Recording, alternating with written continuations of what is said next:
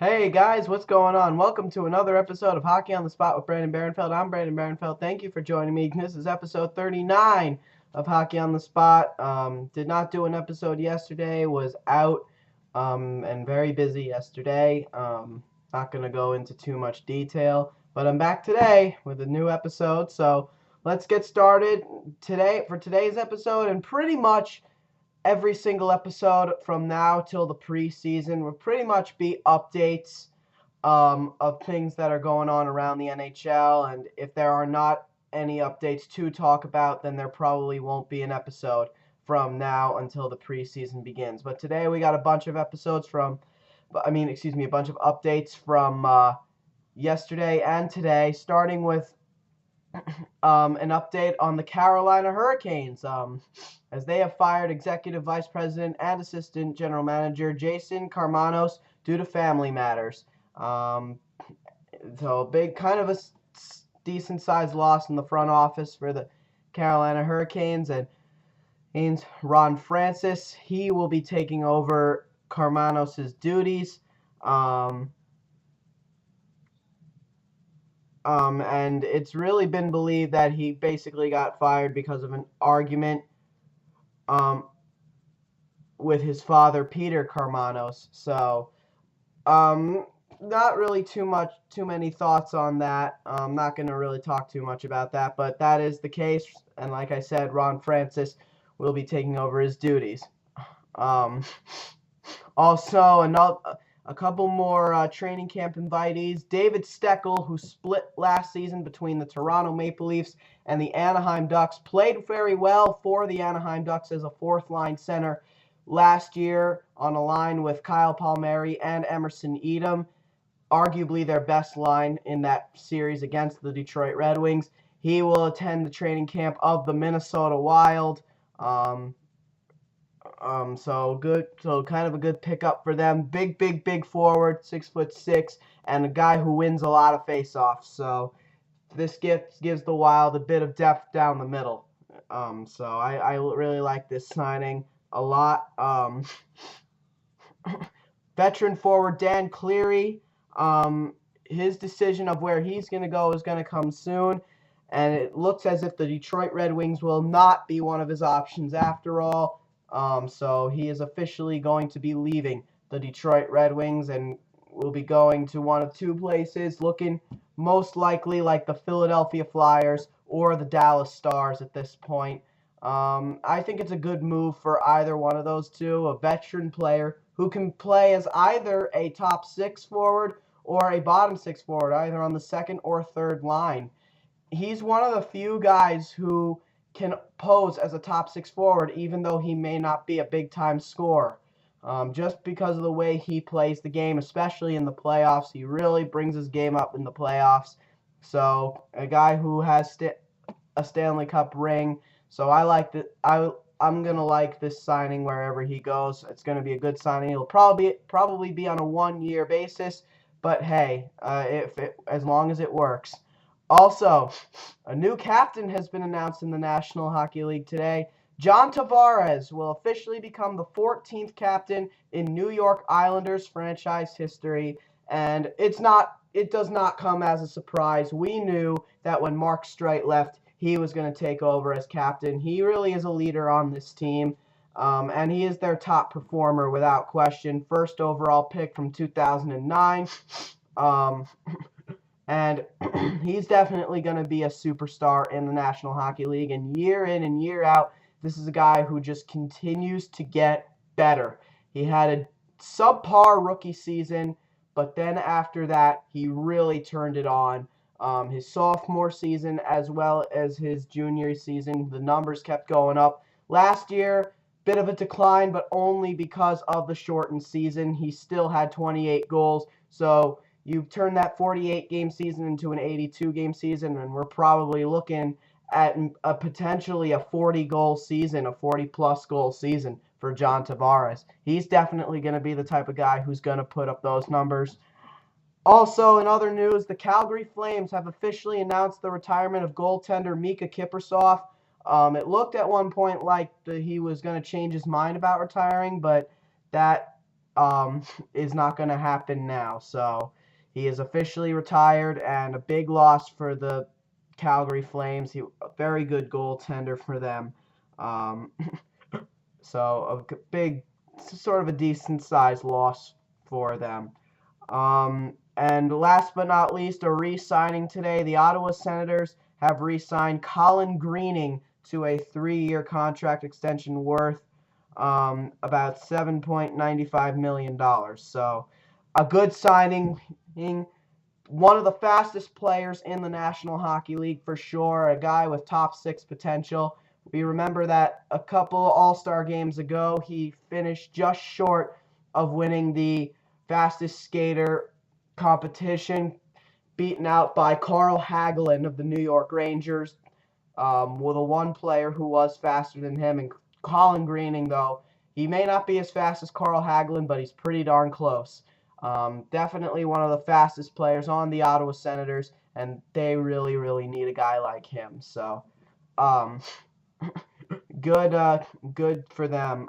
Very, very good for them. Um, Also, of course, on off-topic news, a couple of 24/7 series have been announced.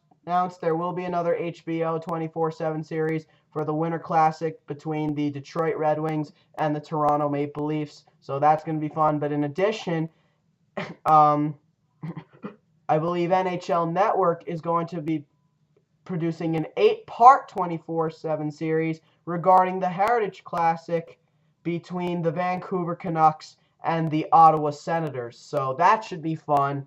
That'll be something to look forward to as well. Now, let's talk about the main thing I wanted to talk about today. We finally get to our main topic for today. Some of the rule changes that look like are going to be going on for this upcoming season. And this is a big deal. It really is.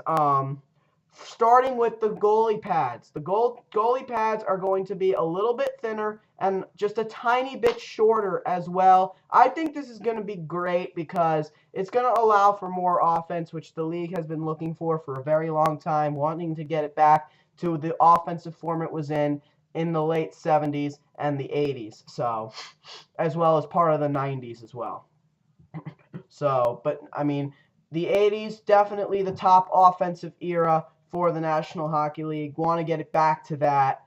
And this is really going to help. The goalies will no longer be able to cover a whole lot of net, which is great because they cover way too much net when it really comes down to it with these pads. So, the shrinking of the pads as well as making them a bit thinner, it really is going to make it harder for goalies like Carey Price and John Sebastian Giguère to make big-time saves because these are goalies who rely on bigger pads. Jiggy obviously had been wearing down a long time ago, but this will make him look even older than he really is, I think. And also, the nets are gonna be a little bit shorter as well.